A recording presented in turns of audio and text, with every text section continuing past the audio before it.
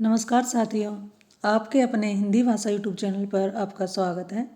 साथियों, आज बड़े ही महत्वपूर्ण प्रश्नों पर हमारी चर्चा होगी, जिसमें हमारे 71 प्रश्न रहेंगे, जो कि हमारा भाषा विज्ञान है उससे संबंधित ये प्रश्न रहेंगे, जो किसी भी कॉम्पिटिटिव एग्जाम की दृष्टि से अति महत्वपूर्ण प्रश्न हैं। तो चलिए शुरुआत करते हैं। हिंदी भाषा को कौन सी लिपि में लिखा जाता है? अब ये जो क्वेश्चन हैं ये किसी न किसी एग्जाम में आए हुए हैं, तो बड़े ही महत्वपूर्ण प्रश्न हैं। हिंदी भाषा को कौन सी लिपि में लिखा जाता है? जल्दी से जल्दी उत्तर देने का प्रयास करें। बिल्कुल सही जवाब है देवनागरी लिपि। अगला हमारा प्रश्न है, भारतीय संविधान में किस भाषा को राजभाषा के रूप में स्वीकार किया गया है? भारतीय संविधान में किस भाषा को राजभाषा के रूप में स्वीकार किया गया है? जल्दी से जल्दी उत्तर देने का प्रयास कीजिए। जी साथियों, बिल्कुल सही जवाब है हिंदी भाषा को। और इसको कब दर्जा दिया गया था? 14 सितंबर 1949 को। हिंदी को 14 सितंबर 1949 को अनुच्छेद 343 के अंतर्गत राजभाषा का दर्जा दिया गया था। अगला प्रश्न हमारा है, कौन हिंदी की उपभाषा नहीं है? यानी नीचे जो भाषाएं दी गई हैं, बताइए हिंदी की उपभाषा इनमें से कौन सी नहीं है? आपको इस बात का पता होगा कि हिंदी की 5 उपभाषाएं हैं, उनमें से आपको बताना है कि कौन सी हिंदी की इसमें उपभाषा नहीं है। साथियों, इसमें आपका उत्तर आया है ऑप्शन ए, तो बिल्कुल सही है मराठी। पश्चिमी हिंदी, पूर्वी हिंदी, राजस्थानी, पहाड़ी और बिहारी, ये हिंदी की 5 उपभाषाएं होती हैं।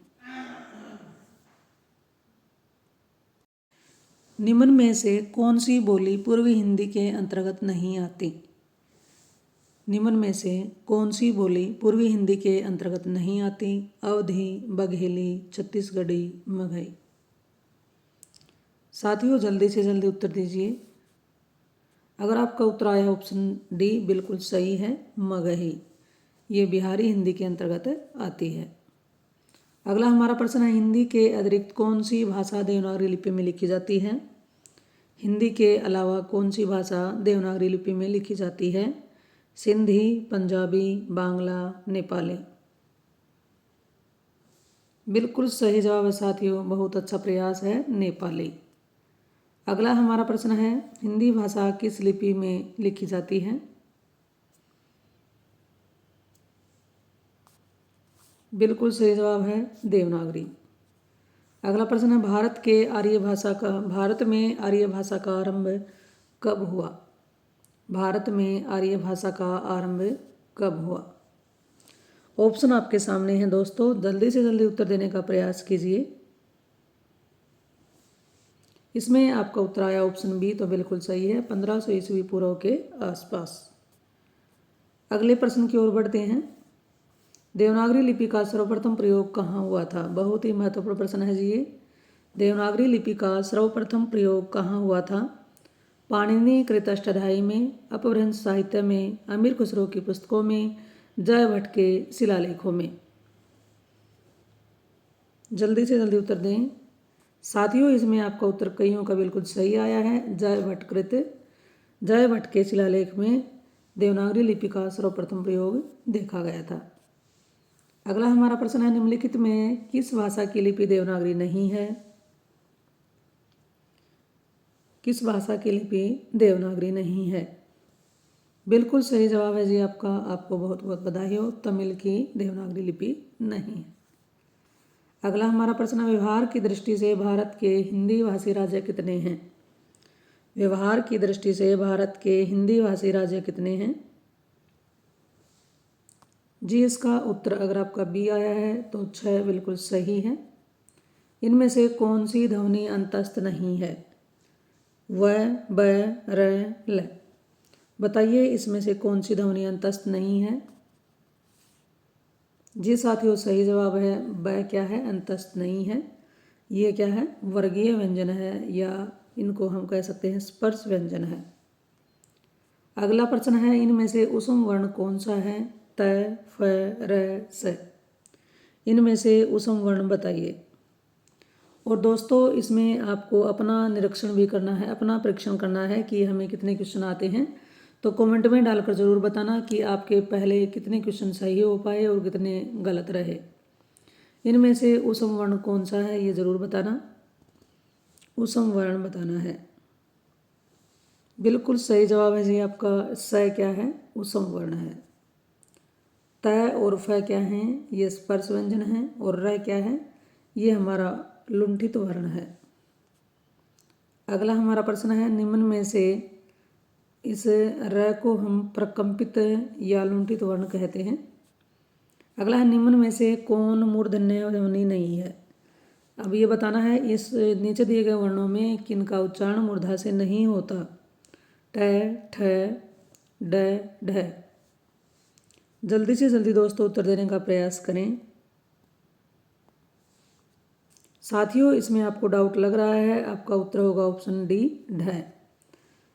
ट, ठ और ड ये हमारे स्पर्श व्यंजन है, लेकिन ढ जो वर्गीय वर्ण नहीं है, ये तीनों वर्गीय वर्ण के अंतर्गत आते हैं। ढ किसमें आता है? उत्सिप्त व्यंजन कहेंगे इसको। क्या कहेंगे? उत्सिप्त व्यंजन, या दूसरा नाम इसका है द्विगुण व्यंजन। उत्सिप्त व्यंजन या द्विगुण व्यंजन। इनकी संख्या कितनी है? 2 है।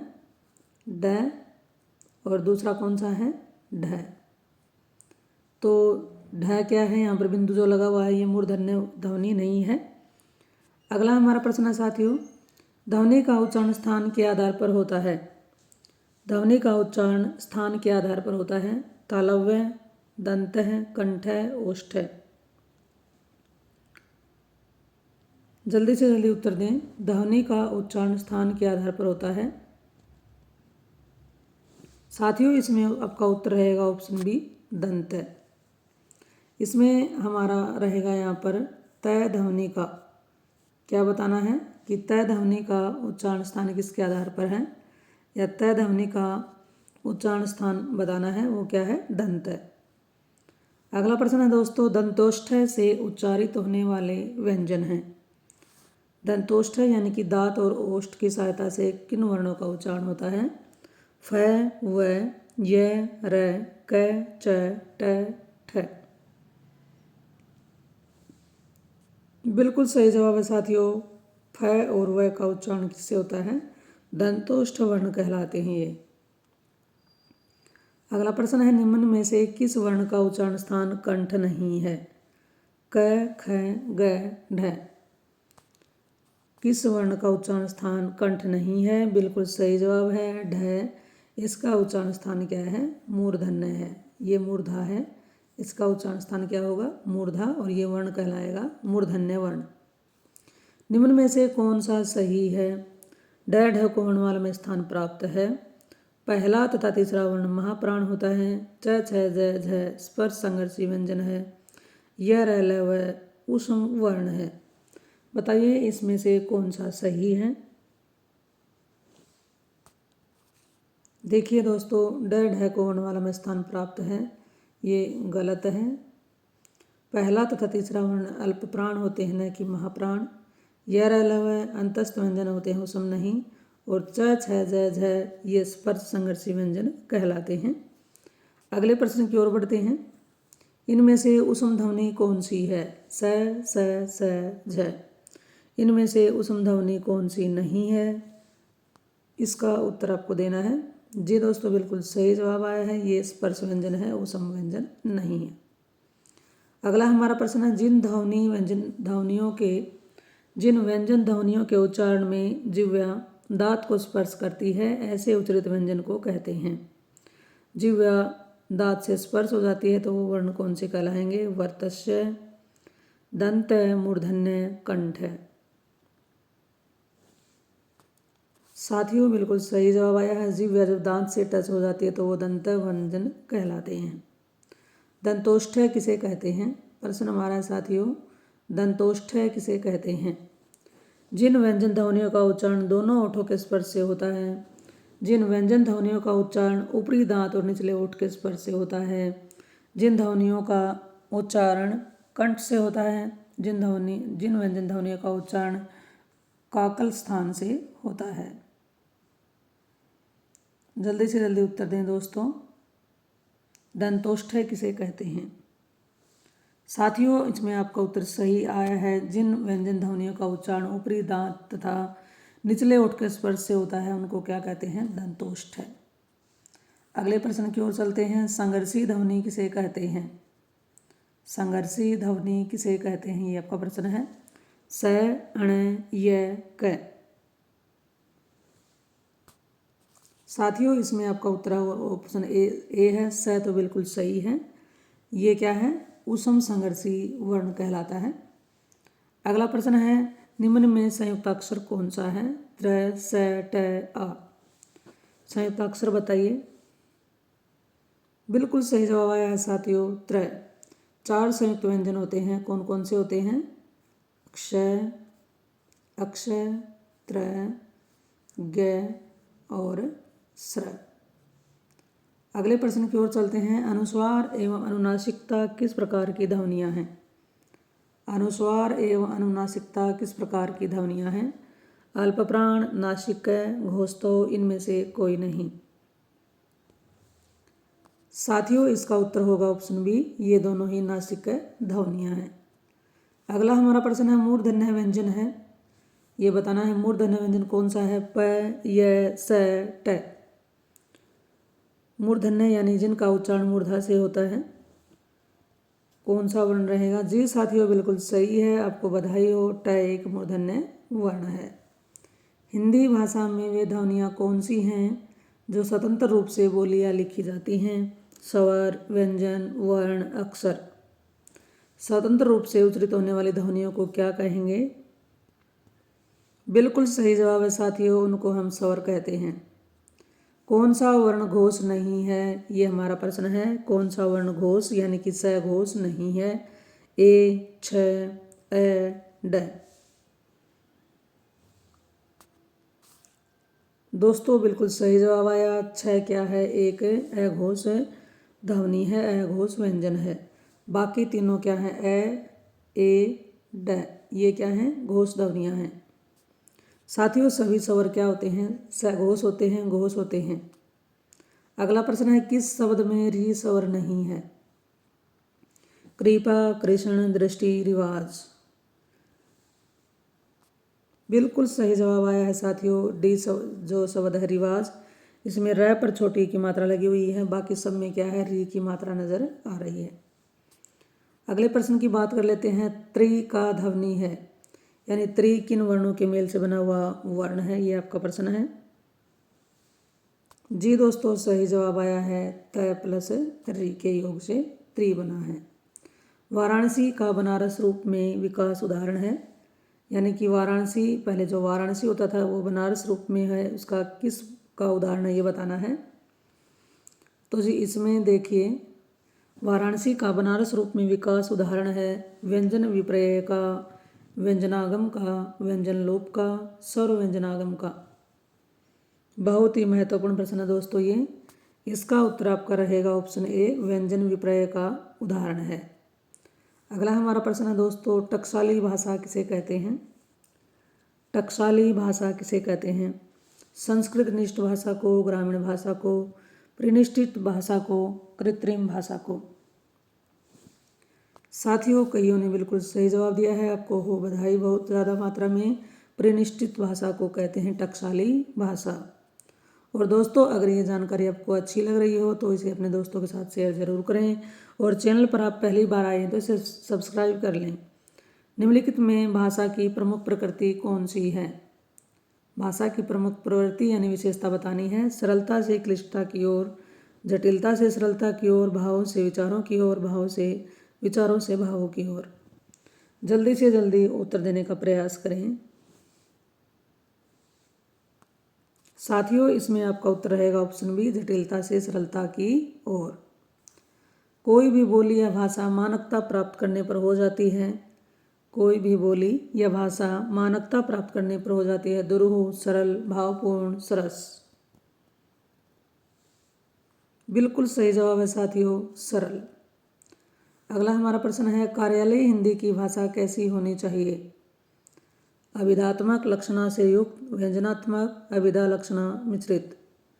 कार्यालय हिंदी की भाषा कैसी होनी चाहिए? बिल्कुल सही जवाब है साथियों, अभिधात्मक होनी चाहिए, यानी कि सरल शब्दावली उसमें होनी चाहिए। राजभाषा आयोग के प्रथम अध्यक्ष कौन थे? बाल गंगाधर तिलक, मुंशी अयंगर, बाल गंगाधर खेर, काका साहब कालेलकर। राजभाषा आयोग के प्रथम अध्यक्ष कौन थे? साथियों इसमें आपका उत्तर रहने वाला है बाल गंगाधर खेर, ऑप्शन सी। बड़े ही महत्वपूर्ण प्रश्न है साथियों, इस वीडियो को शेयर जरूर कर देना। भारत की संपर्क भाषा कौन सी है? संस्कृत, अंग्रेजी, हिंदी, उर्दू। भारत की संपर्क भाषा, जी साथियों सही जवाब आया है आपका, हिंदी भारत की संपर्क भाषा है। अगला प्रश्न है, हिंदी भाषा की उत्पत्ति हुई है वैदिक संस्कृत, लौकिक संस्कृत, सौरसेनी अपभ्रंश, प्राकृत। हिंदी भाषा की उत्पत्ति इन निम्नलिखित में से किस में से हुई है? साथियों इसका उत्तर होगा आपका ऑप्शन सी, सौरसेनी अपभ्रंश से। अगला हमारा प्रश्न है, निम्नलिखित में से किसे हिंदी की शैली नहीं मानेंगे? किसे हिंदी की शैली नहीं मानते? ऑप्शन आपके सामने हैं साथियों, जल्दी से जल्दी उत्तर दें। साथियों इसका उत्तर रहेगा ऑप्शन डी, मसनवी। ये उर्दू भाषा की शैली मानी जाती है।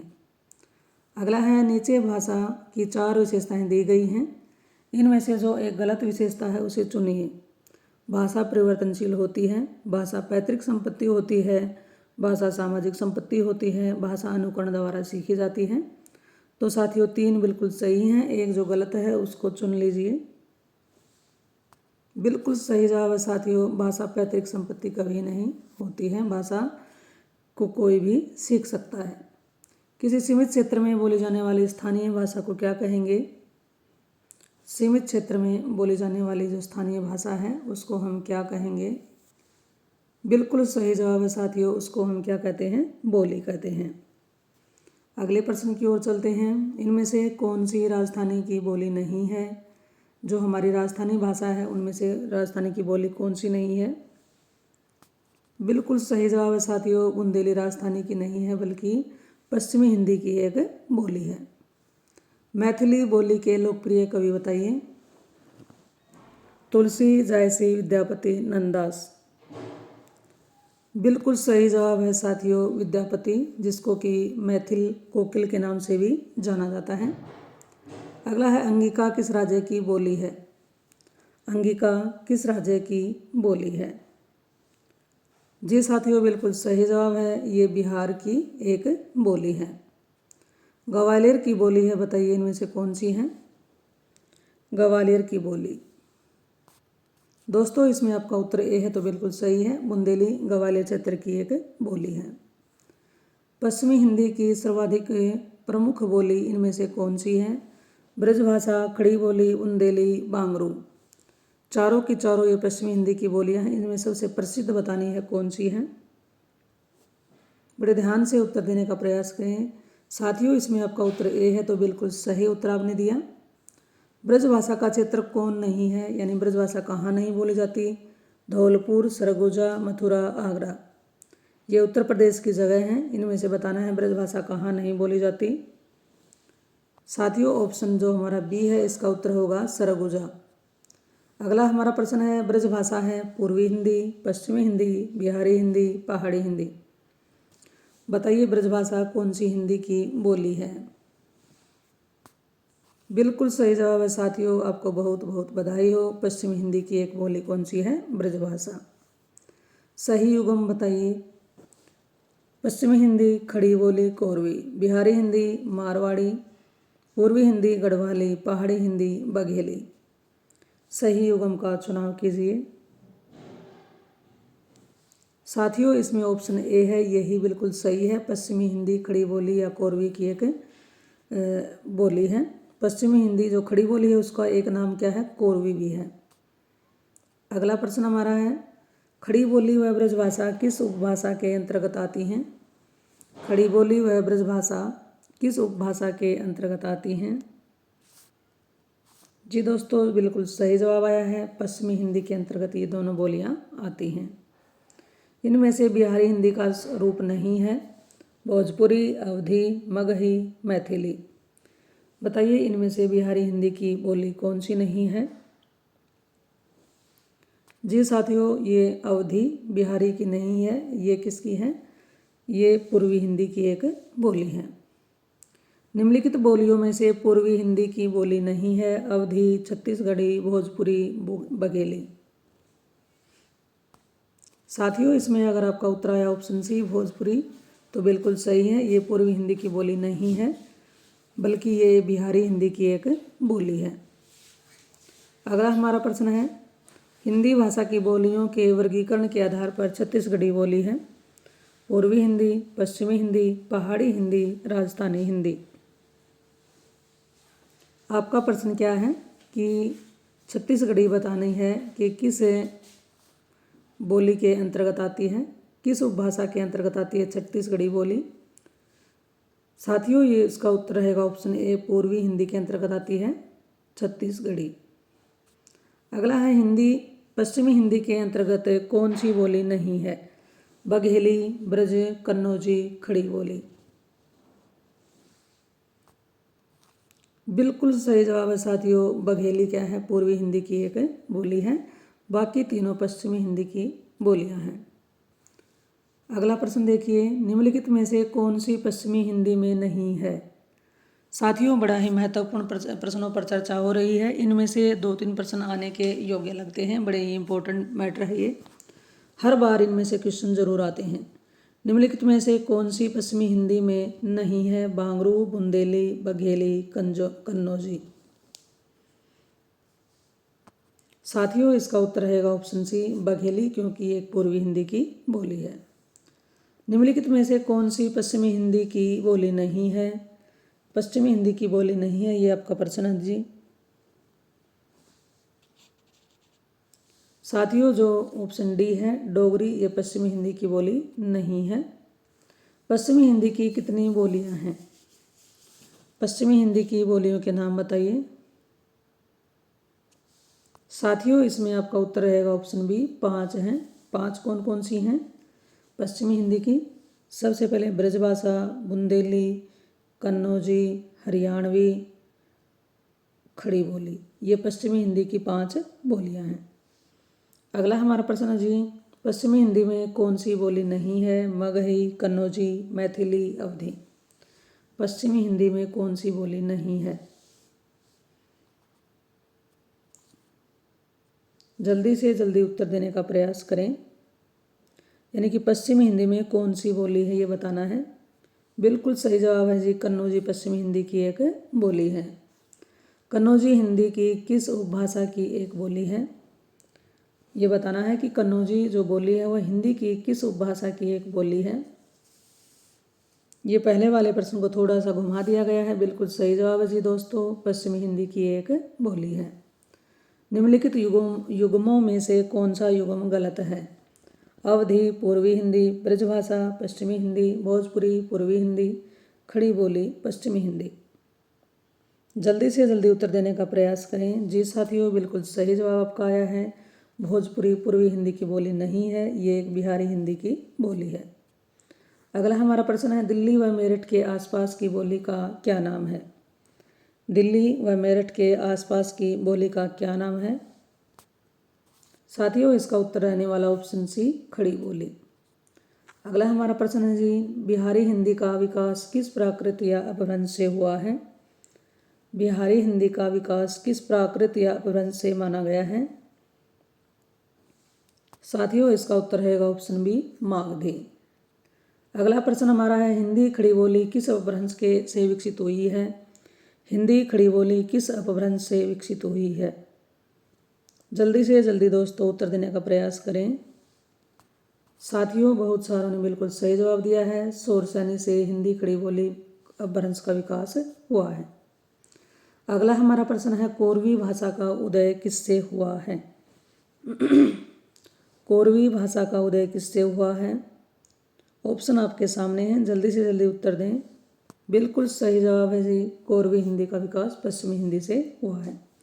खड़ी बोली का एक और नाम क्या है? कोरवी भाषा। बिहारी हिंदी की बोली का क्या नाम है? बंगही, बघेली, छत्तीसगढ़ी, बुंदेली। बिहारी हिंदी की बोली का नाम बताइए। साथियों, बिल्कुल सही जवाब दिया आपने, मगही। अगले प्रश्न की ओर चलते हैं। मगही किस उपभाषा की बोली है? अभी ये प्रश्न आया, उसको थोड़ा सा उल्टा कर दिया है। बिल्कुल सही जवाब दिया जी आपने, बिहारी हिंदी की एक बोली है। पूर्वी हिंदी की बोलियों का विकास हुआ है शोरसैनी अपभ्रंश से, अर्धमागधी अपभ्रंश से, पेशाची अपभ्रंश से, मागधी अपभ्रंश से। पूर्वी हिंदी की बोलियों का विकास किस अपभ्रंश से हुआ है? ये हमारा प्रश्न है जी।